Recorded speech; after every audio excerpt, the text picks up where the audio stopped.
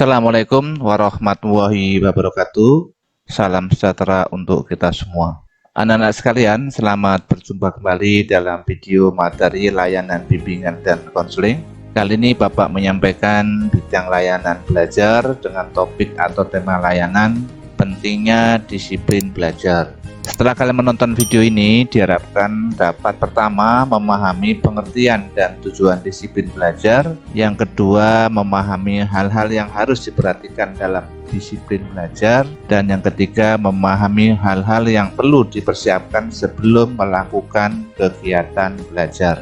Di kali ini Bapak harapkan kalian bisa memahami. Untuk itu pastikan anak-anak tetap menyimak video ini dari awal hingga selesai nanti, sehingga kalian bisa memahami secara utuh. Anak-anak sekalian, apa pengertian disiplin belajar? Disiplin adalah sikap mental yang mengandung kerelaan mematuhi semua ketentuan, peraturan, dan norma yang berlaku dalam menunaikan tugas dan tanggung jawab. Kemudian disiplin belajar bisa diartikan membiasakan diri dalam menuntut ilmu dengan tugas belajar setiap saat dan tidak memaksakan untuk belajar sehari penuh, tapi dengan belajar sedikit demi sedikit. Apa anak-anak sekalian tujuan disiplin belajar? Tiada lain adalah menjadikan peraturan yang ada di sekolah sebagai pendukung untuk giat belajar dan bukan sebagai alat untuk mencambuk demi masa depan.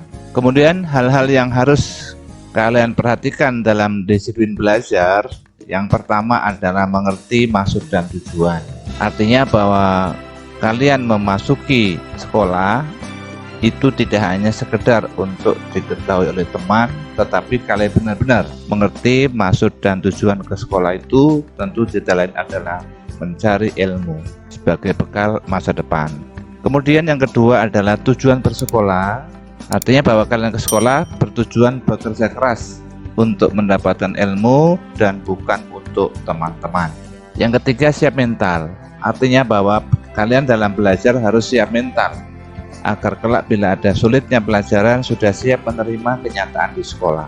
Kemudian yang keempat, mengikuti segala peraturan. Ini artinya bahwa kalian di sekolah tentu diharapkan harus mengikuti segala peraturan dan benar-benar mengikuti pelajaran dengan kesungguhan hati. Kemudian yang kelima, sopan dan santun.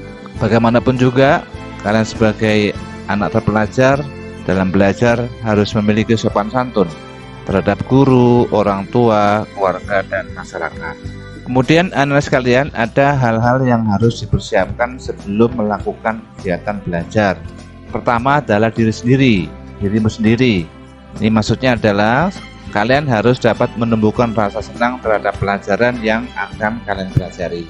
Kemudian menumbuhkan rasa senang terhadap guru. Nah, ini juga penting sekali, karena apabila kalian tidak senang terhadap guru, maka secara langsung kalian tidak akan dapat menerima pelajaran dengan baik, dan tentunya kalian tidak akan dapat berkonsentrasi dengan baik pula. Jadi tidak dapat atau tidak akan berkonsentrasi dengan baik. Kemudian yang ketiga yang terkait dengan dirimu sendiri adalah badan kalian harus sehat dengan makan dan olahraga teratur. Ini artinya bahwa dengan badan kalian sehat tentu sangat membantu dalam proses belajar, karena kalian tidak mungkin dapat belajar apabila ada gangguan. Untuk itu di sini terkait dengan dirimu sendiri, tentu badanmu harus sehat dalam rangka melakukan kegiatan belajar. Kemudian masih terkait dengan diri sendiri, juga menumbuhkan rasa percaya dirimu bahwa kalian bisa melakukannya. Jadi kalian harus bisa menumbuhkan optimisme yang untuk menambah atau untuk menumbuhkan semangat belajarmu, dan kalian tentu tidak boleh pesimis, tidak percaya diri. Nah, ini tentu akan melemahkan semangat. Kemudian yang kedua yang terkait dengan persiapan sebelum melakukan kegiatan belajar adalah tempat belajarmu. Ini maksudnya sediakan tempat belajar yang teratur, ya, tidak bercampur dengan kegiatan lain. Jadi tempatnya kalian atur sebaik mungkin sehingga menjadikan dirimu itu mudah mendapatkan apa yang kalian butuhkan. Jadi terkait dengan tempat belajar ini, kalian menyediakan tempat secara teratur, kemudian hindari tempat yang berangin, Ini dengan tujuan kalau tempat belajarmu itu banyak angin, tentu bisa cepat menimbulkan rasa ngantuk dan tentunya juga kurang baik bagi kesehatan. Kemudian di tempat belajarmu juga harus ada penerangan yang baik. Kemudian usahakan tempat yang tenang dari keramaian anak-anak. Jadi artinya tempat belajarmu tentu perlu ada suasana yang kondusif sehingga kalian dalam belajar itu bisa berkonsentrasi terhadap materi pelajaran. Kemudian terkait dengan tempat belajar, tentu tempat belajarmu kalian atur dengan rapi. Nah, dengan tempat yang rapi tentu membuat kalian jadi nyaman untuk belajar. Akan membuat kalian betah, tidak cepat bosan. Kalian harus jaga jangan sampai suasana tempat belajarmu itu berantakan dan kotor. Nah, tentu kalau suasana seperti itu tidak mustahil kalian akan menjadi malas, ya, menjadi bosan karena tempat belajarnya tidak rapi. Kemudian terkait dengan persiapan sebelum melakukan belajar, tadi diri sendiri, tempat belajar, sekarang bahan pelajaran. Nah, dan bahan pelajaran maksudnya adalah kalian tentukan bahan yang akan dipelajari, tidak campur baur. Kalian selesaikan satu masalah satu persatu, itu lebih baik dengan dibandingkan kalau menyelesaikan beberapa masalah sekaligus. Nah, demikian juga kalian belajar satu bidang studi tertentu satu waktu, baru selanjutnya belajar bidang studi yang lain akan lebih baik. Kemudian terkait dengan bahan pelajaran, tadi menentukan bahannya adalah yang kalian pelajari tidak campur baur, jadi satu demi satu. Kemudian yang kedua adalah mentaati ketetapan diri sendiri. Ini maksudnya adalah kalau kalian sudah menetapkan bahwa untuk mau belajar itu selama 20 menit tapi berulang-ulang, maka kalian harus taati.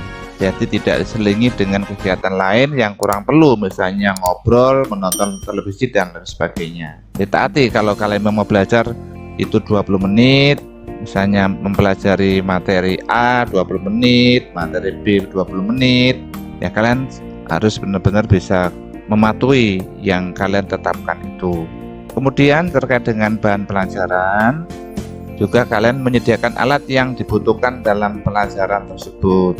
Jadi misalnya pamistar, pulpen, pensil, ya, penghapus, buku referensi. Jadi maksudnya adalah agar kegiatan belajarmu itu tidak terputus karena mencari alat yang dibutuhkan.